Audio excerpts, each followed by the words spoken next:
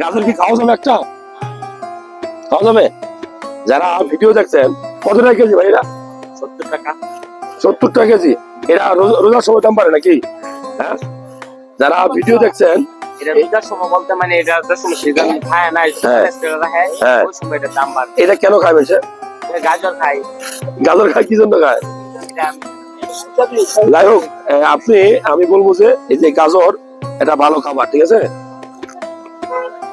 এই একমাত্র সবজি যেটা সবচেয়ে বেশি লাইক করবেন, মানে অ্যান্টিঅক্সিডেন্ট সমৃদ্ধ যে খাবারগুলা রঙিন, ধরেন এই গাজর, বিটরুট, আনার, টমেটো, তারপরে পাকা আম, পাকা পেঁপে, এগুলাতে অ্যান্টিঅক্সিডেন্ট বেশি থাকে। গাজর আপনার শরীরে রক্ত শূন্যতা রোগ থাকলে দূর করবে। এটা আপনার লিভারকে পরিষ্কার করে। আমরা লিভার ভালো রাখার জন্য যে কটা খাবার খাই তার মধ্যে গাজর ইম্পর্টেন্ট। আর এই গাজরে সবচেয়ে বেশি ক্যালসিয়াম থাকে। সো নিয়মিত গাজর খাবেন, সেটা সালাদ হিসেবে হোক। আমরা অনেকেই কিন্তু এটা হালুয়া তৈরি করে খাই, অনেকেই সবজি হিসেবে খাই, আর আমি সরাসরি খাই। যাই হোক, ভালো লাগলে এই তথ্যগুলো শেয়ার করবেন। গাজর খুব গুরুত্বপূর্ণ খাবার। তুমি জিজ্ঞাসা করলে কেন খাবে?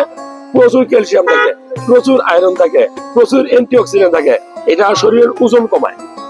খাওয়া উচিত না?